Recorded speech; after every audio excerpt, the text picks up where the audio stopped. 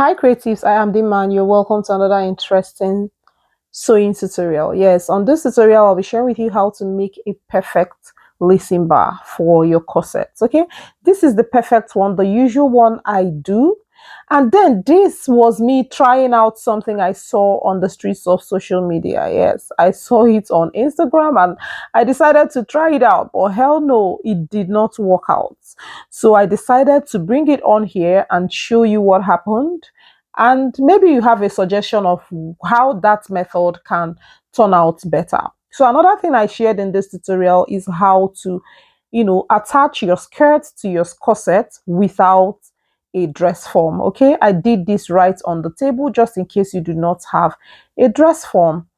So now this is how I drafted out the pattern. You can see that I've stitched down the ridgeline bone on the corset, already on that lacing bar area. So what I did was to place it and then carve out where I want, the fabric to cover. So what I did was to measure out about 2.5 inches right here, and then I connected like this.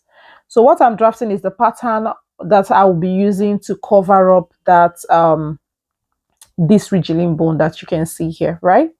So now this is what I did. I had to check it out and be sure that it can cover the ridgeline. Now the next is to place my fabric, just as you can see, wrong sides facing each other. I placed my pattern and then I had to ensure that it is well placed, and then I pinned it down and had to cut it out, just as you can see.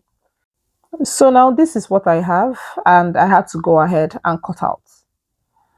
So after cutting it out, I applied interfacing to it. The interfacing I used was cloth gum.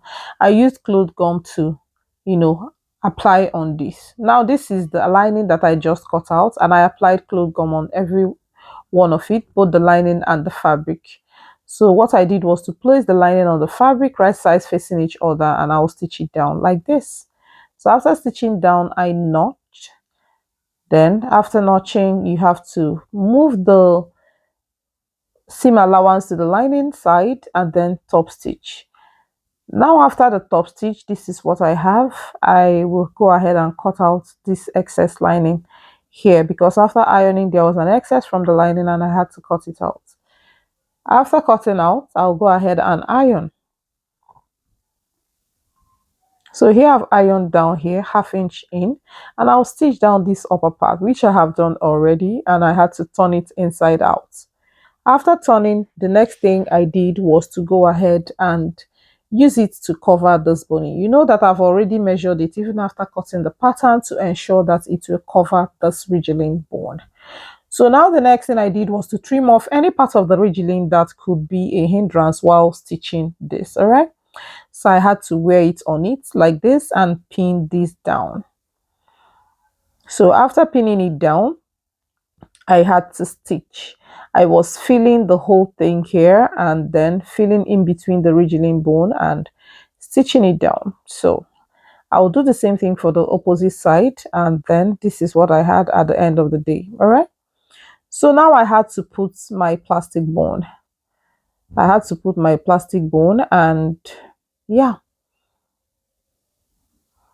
So I inserted my plastic bone. Feel free to iron, please. By the time you iron, all of those bonings will stretch out more.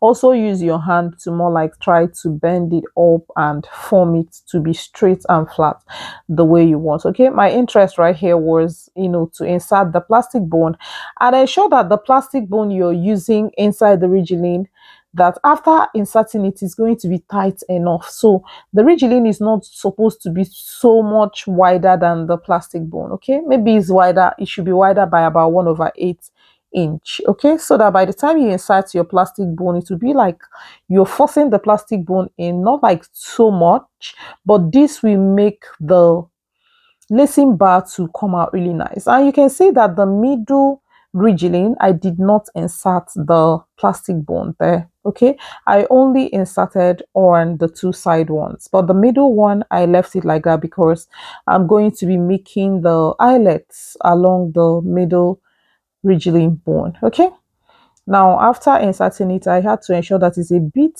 shorter than where I am putting in the plastic bone, and I used my screwdriver to push it in well. Now you have to be careful while pushing it in so that you don't injure yourself.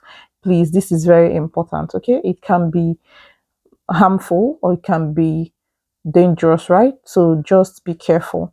Now this is me using my soldering iron to mark it out. Though I didn't plug it, I'm just illustrating how it is done. So this is how I put it together to mark it out so that the eyelets will rhyme. Another way is to use your measuring tape and mark exactly where you want the eyelets to be. Now I have made the eyelets, but it was a struggle. I will not even lie. It was a struggle to put in these eyelets. I'm telling you, it was a struggle. So now this is me trying to force in the eyelet, and you can see what it looks like. I was forcing it like it will not enter. The eyelet will not enter.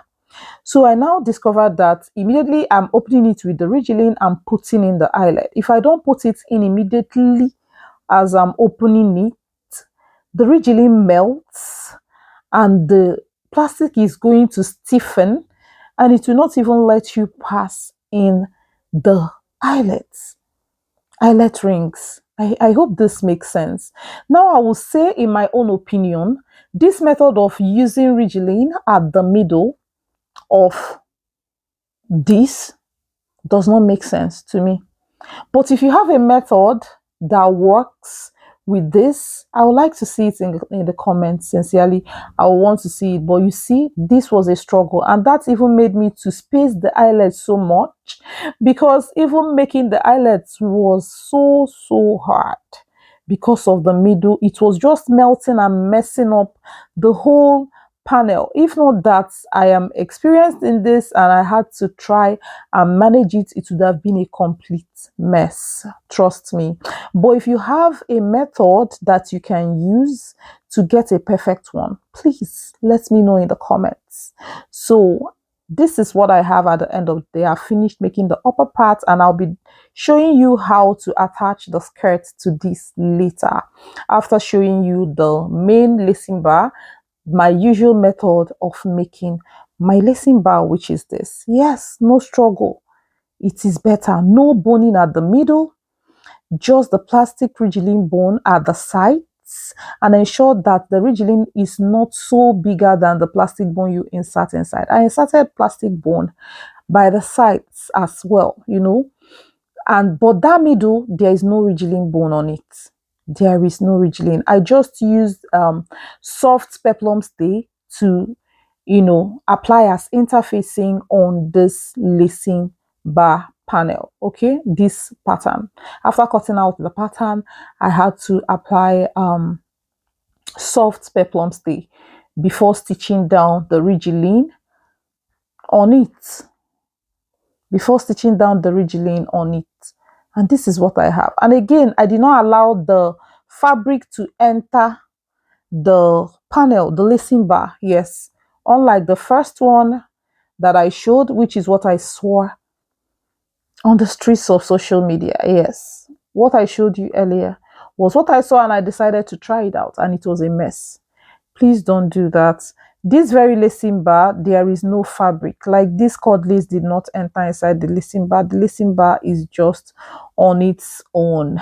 On its own, nothing inside, just the Ridgeline bone and the plastic bone that I inserted on the two sides of it. So making holes with my soldering iron at this middle part was so easy. Nothing messy. It was just easy and smooth.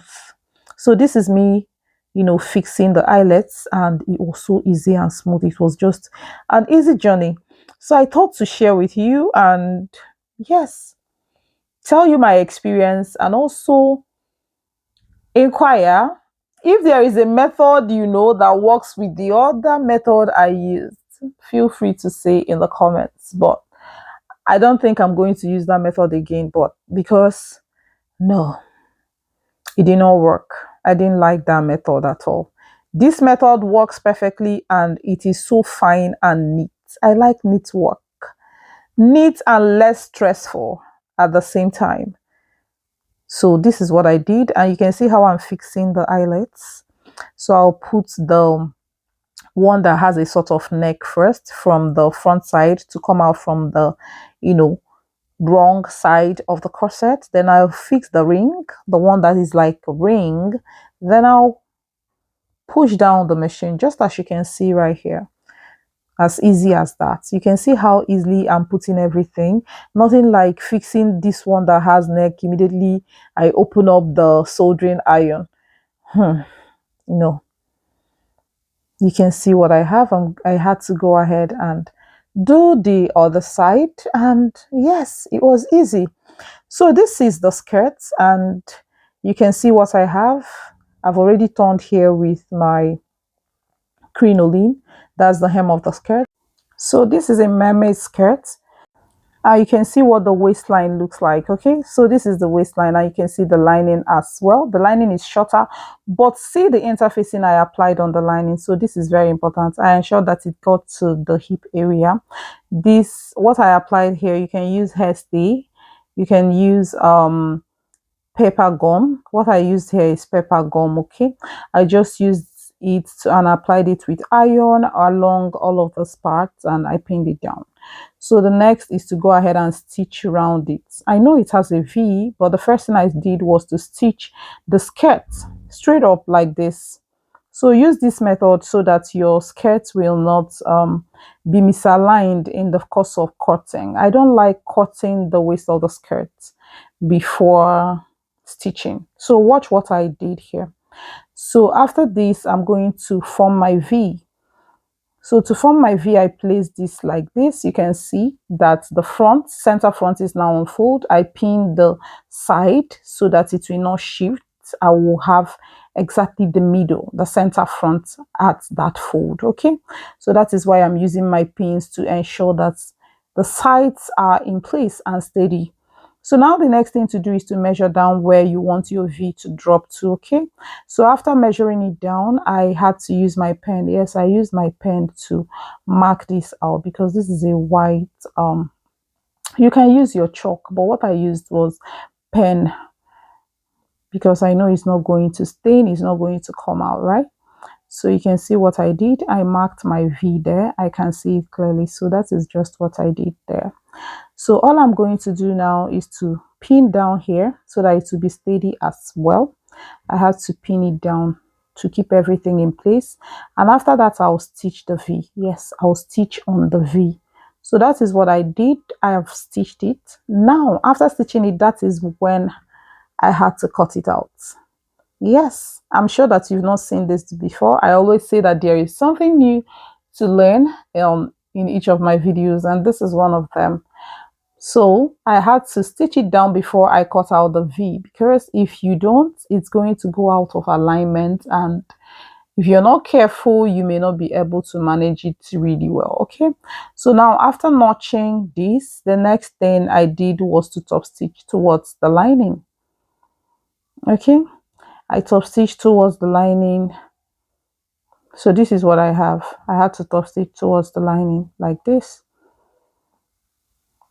So after top stitching, this is what I have. I had to go ahead and iron, and everything was looking nice. The next is to go ahead and put my zipper.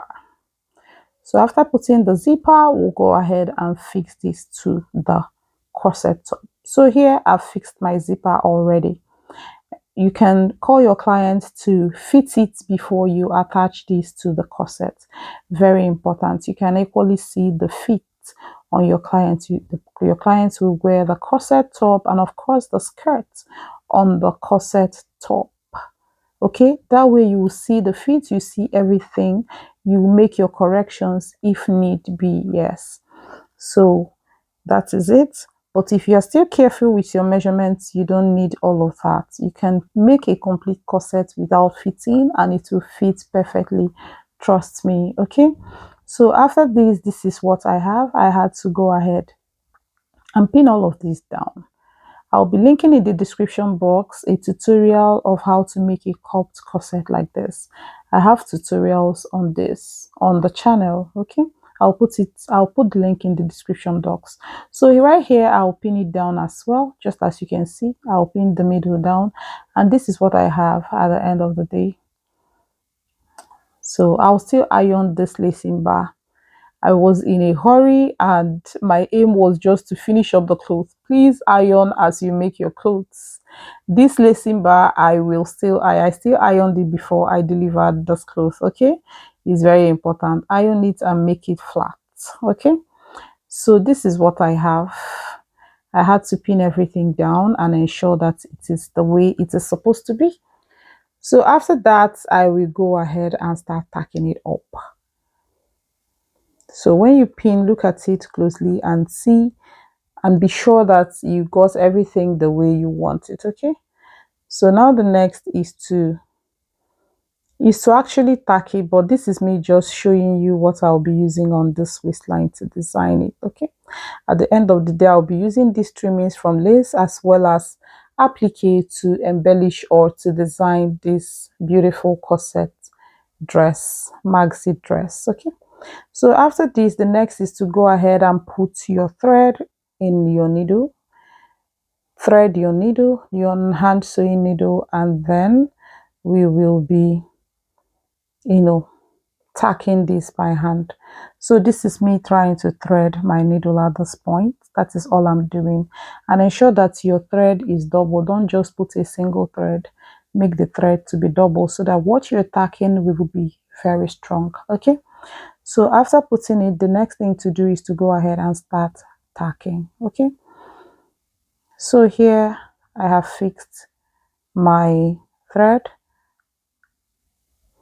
and I am going ahead to tack. Now you're going to be very careful while tacking. You're going to tack it in a way that it will not show, okay? You're going to tack it in a way that it will not show. You'll be very careful. You tack on the corset, you tack the skirt, ensuring that it does not show. Very, very important, okay? So this is how you're going to be tacking it. You tack like this, you tack. So ensure that it does not show, right? So you can see how I am tacking it. Ensure to tack well and also ensure that it does not show. Such that after tacking this, someone can actually wear it like this, even without embellishment on that waistline. I hope this makes sense. Now you can see the outcome after I applied all of the embellishments. The dress is so gorgeous, trust me. So this is so beautiful and you can see how lovely it is on my client. It turned out so beautiful and she liked her dress. So this is the outcome. If you like and enjoy this tutorial, do not fail to like, comment, share so that all others can learn. If you've not subscribed to my channel, do well to subscribe and turn on your notification bell to be the first to know each time I upload my videos. Here on the channel, I share lots of sewing tutorial and pattern drafting tutorials that you will definitely be learning from. Thanks for watching, guys, and thanks for always stopping by to watch my videos. I love you all, and of course, I'll see you in my next one. Bye.